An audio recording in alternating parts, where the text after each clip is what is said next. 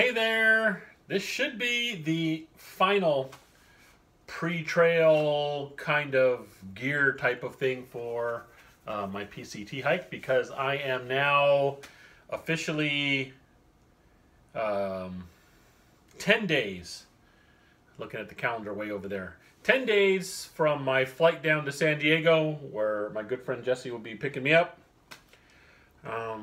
Hopefully he'll be able to help me with like a real quick final food supply run for some of the semi-perishable things that I want to get. And then 13 days from now, that awesome pal of mine will be dropping me off at the southern terminus, and I'll be starting my odyssey to see how I do. So, some final stuff here. As far as gear goes, just very simple stuff. Just kind of like the periphery things that I didn't get in the other two main videos and things like that. Some of the like a little electronics I'm going to be bringing. First of all, I can't show it to you because it's filming right now. I will be bringing my iPhone 7. That's going to be the thing that I am predominantly going to be using as far as all kinds of stuff. Now I am going to be carrying the half-mile paper maps that I will be printing out as backups just in case something happens, but my phone will pretty much be my GPS locator. I have it paired up with my my Garmin Explorer SE, so it's going to help me with navigation. It's going to be my photo taker. It's going to be my movie taker. It's also going to be my editor. It's got the editing program on it. So everything's going to be going through there. It's my contact to the outside world. I'll be, you know, when I have signal and stuff, be texting with it, all that kind of stuff, communication with my family, either through the phone when I have signal or through the Garmin SE, because, you know, I can pair it up with that and use the satellite signal to communicate with family. So the phone is going to be very important. It's got my Gut Hooks app on it. It's got all kinds of stuff on it. Yes, to help support that nice iPhone, as well as some of my other things, including my Garmin SE, I'll be carrying the Out XE. This is a really nice, I've had it now for almost 2 years. It is absolutely fantastic. It has proved its worth on many hikes, several backpack trips, and even a whole bunch of just family days doing road trips and stuff like that. This little sucker is awesome. It has 2 ports on it, so I can charge 2 things at the same time. It holds a big charge, and it holds it for a long time.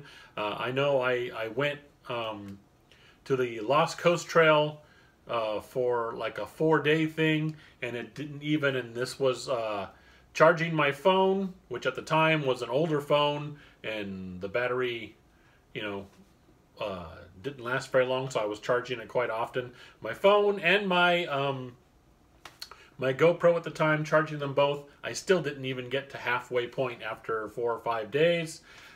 Yes, it does have a solar panel on it.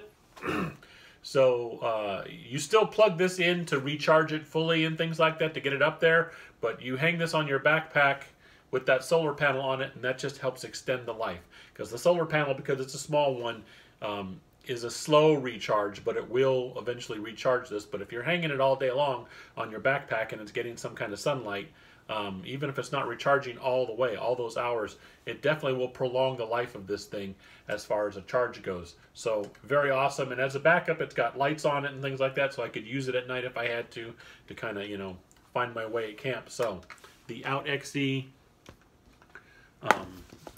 The other thing, one thing that I'm not sure I'm going to be taking or not, I haven't really decided, is my GoPro. As I said, I'm going to be doing most of my filming on my phone and things like that. This is a small guy, doesn't weigh very much, but the thing is, this is a Hero 3 Plus, so that's how old it is. It's pretty old, because I think they're up to the 5 or 6 now, something like that. It's you know, it's years old. It has served me well doing a lot of filming and things like that, but I'm just not sure if I need to carry that. I really don't know. So I haven't decided on the GoPro Hero 3 yet, if I'm going to carry it with me or not. Maybe, maybe not. I just don't know. But what I am going to be carrying with me is my Outdoor Products trekking poles. This is a new pair. I have another pair that I've had amazing luck with. I know some of you are familiar with Outdoor Products. You're like, oh my God, that's one of those cheap Empire stores, big box store brands. Yes, it is. And I originally got my first pair because on a backpack trip into the Sierras where I kind of hurt my back just as we were loading the truck, but I didn't want to cancel the trip, so I just went anyway and stuff like that. I was loaned a pair of trekking poles. I have never been a trekking pole hiker when I was younger and stuff. Never used them and stuff. Now that I'm getting back into it, I had just never thought about it. But found them to be very, very helpful for me, especially when my back or knees are giving me trouble on both going uphill and downhill. The trekking poles are very helpful. And so I decided, okay, I'm going to give this a shot, but I'm not going to spend a whole bunch of money because some of these, you know, trekking poles from some of these popular brand names are very expensive and super and all that kind of stuff. And so I didn't want to spend that kind of money because I wasn't sure I was going to like them. So I bought these Outdoor Product ones, and they are amazing. They have helped me out through the very tough Lost Coast Trail, which is crazy terrain, boulders, jamming them in between boulders, and there were times where the boulders would shift under my weight and I would have to dig them in and they would hold my entire weight. In fact, there's a slight bend in one of them now. That's why I decided to go with new ones. But they have lasted well over a year through some pretty rugged stuff, and I was actually quite surprised that trekking poles that were only 20 bucks just held out under some amazing fun hikes in the Sierras, Lost Coast Trail, and several decent day hikes in some rough terrain, and they held up really well. I like their locking mechanisms. They don't have the cork hands, which I actually prefer. I don't like the cork handles. I just don't. They just soak up sweat and they attract vermin who want to get to that sweat that's on the cork handles and stuff. I prefer the rubber ones, and these do have them and things like that. So I got a brand new pair for the trail. I'll be using them with me, and yep, I know they're this big box cheap ones, and so if they break, I'm not out a whole lot of money. I'll go to another supplier as soon as I can and maybe invest in some more expensive ones. But these have not failed me in the past on some tough terrain, and so I'm hoping they won't this time. So I'm bringing those trekking poles with me, and as far as small items go, I got the old Sea to Summit spoon that I'll be eating my meals with. Titanium, it's nice and light. My knife tool I am bringing is the Benchmade folding knife. I'll be bringing that with me as a tool. This is actually when I retired, the team that I was supervising as a sergeant. This is what they gave me as a retirement gift. Thank you so much. You guys are awesome. Honor Farm team. I miss you guys. And hey, I'm putting your gift to good use, so thank you very much.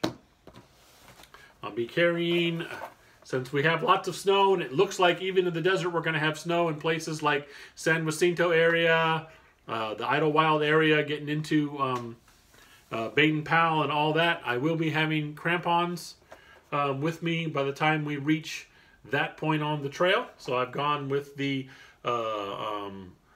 Ulf Baby Polar Cruiser 3s. They should fit my my Hoka trail shoes pretty well, and they are pretty light considering what they are. They're made of complete metal and everything like that. They are fairly light, so I'm happy with that. And I think the only other thing, and I don't have it right now, it's out in my equipment stuff. I'm getting ready to pack everything up, is my first aid kit, which is just a very basic. It's a little first aid kit. It's going to have just the basic stuff for stopping bleeding and things like that.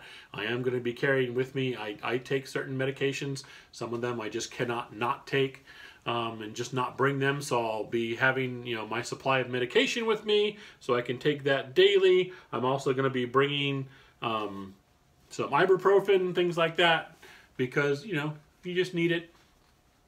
And I will also be taking a multivitamin every day to help with that. And I will also, just in case, bring a small supply of Benadryl, because you just never know what's going to happen with allergies and things, or if you get stung by something you're allergic to, whatever. It's good to have in a pinch, just in case. So I'll have that in the small medical pack. And the only other thing that I can think of is extra pair of glasses in a very light, small case, just in case the pair I wear get cracked, lost, blown away, scratched too bad, whatever. I'll have an extra pair with me just in case, and that's really the small stuff there. So we are almost out for the PCT. 13 more days and I will be on the trail, and that is the final bit of my gear. If I do another pre-trail one, it's going to be a real quick, hey look, I'm packing my boxes up, or something like that. I've already got a few of them done. But that's about it. So wow, we're almost there, and I don't know, either on the first day on the trail or the next video, if I put one more out real quick next week, I'll talk about my final weight, because I haven't even bothered to weigh it finally. I'm guessing my weight is somewhere just shy of 50, and as far as I'm concerned, that's fine. Under 50 for me is pretty good, considering the fact that I am not an ultralight backpacker. I never have. When I started backpacking, there was no such thing as ultralight backpacking, and so just the fact that my pack is under 50 is amazing. It's miraculous compared to how I'm used to backpacking. Under 50 is, wow. That's a good 30 pounds lower than it usually used to be. So I think I'm going to be right around there, and I'll give the final weight at some other point. But other than that, thank all of you new subscribers. There's several of you. I'm pushing 100 subscribers, and for a while, for like over a year and a half, my subscribership was floating right around 20 something. And for you original 20 somethingers, thank you so much. You guys are awesome. Thanks for sticking with me this long. And for all of you who are just now joining, probably mostly to see how I do in the PCT, whether I get through or not. Thank you very much. Full disclosure, like I said in my intro, right now I am not aiming for Canada. My aim really is the desert. I'm going to do whatever miles all the way through the desert, and then when I reach the end of the desert, I am estimating sometime in late April, early May, I will go from there. I have no intentions of going into the Sierra with the snow the way it is, not right away. I have absolutely no problem. I've seen plenty of hikers that I definitely respect and enjoyed watching their videos and reading their vlogs and things like that. I've seen plenty of them skip ahead above, do a whole bunch of the trail, and then come back later when the Sierras are open and things like that. And so if I'm doing the Sierras at all, that's what I'm going to do. Just right off the bat, before I even step on the trail, I have made that decision. I'm not going to play around with post-holing and just crazy weather conditions, because once again, I am doing this for my enjoyment. I want to enjoy this as much as I can. I know there's going to be tough days. I know there's going to be monotonous days, things like that, and I'll take them in stride as part of the adventure. But I don't want to put myself out there so much that it just becomes this suffering, I can't stand this anymore. And I've seen some hikers do that. And then they persevered on, and that's great. But I don't need to do that. I'm not trying to prove anything to you guys. I appreciate your subscribership and all that kind of good stuff. But I don't have to prove anything to you, and I definitely don't have to prove anything to myself. I've lived a pretty cool life where I'm happy where I'm at, and I'm happy with who I am. So I am doing this for enjoyment, and it's not going to be enjoyable to try and slog through the Sierra with the snow that's out there. So right from the get-go, going to be skipping the Sierras. If I get through with the desert and decide this through hiking stuff is awesome, I want to keep going, then I will. I'll find another spot on the trail that I can jump onto. I'll get on it and I'll hike it for however far it takes me. And then if I hear word that, hey, the Sierras are great now and it's completely clear of snow, go right back, because I live in that area. Because that's the other thing too, is I've already done a lot of hiking in the Sierras on the PCT, because I only live 2 or 3 hours from several trailheads, and I only live about an hour and a half from Yosemite in that backcountry area. So, you know, I've done that quite a bit when I was younger and things like that. I will do it again to officially say, yep, I did, you know, that whole section of the PCT and stuff like that. But it's just, it's not a requirement. Right now, I want to get on parts of the trail. It's one of the reasons why I picked the desert, not only because it's the start of the trail, if you're northbounding, but because it's just stuff that I have never done before. Totally new type of hiking for me as far as terrain goes, desert and things like that. I've only done a little bit. I've done some, not much. And so I wanted to do that because it's just, hey, something different than what I've already got under my belt and things like that. So that's what's going on with that. That's about it until the next video. Thank you so much for watching. As always, hello all you subscribers. Thanks a lot. I hope you get something out of this and just enjoy, you know, what I'm doing. I'm just the kind of guy that tries to keep things as light as I can, tell a few jokes and just move on and have some fun. And I hope that comes through in my videos. I really do, that they're, you know, just fun for people to watch more than just because I'm posting them mostly for fun and just, you know, to kind of keep myself honest. Hey, I'm out there. I can't quit because people are watching. It's one of the reasons why I put it out there. I know a lot of people, that's the reason they put it out too. So there we go. That's about it. And we will be talking to you next time.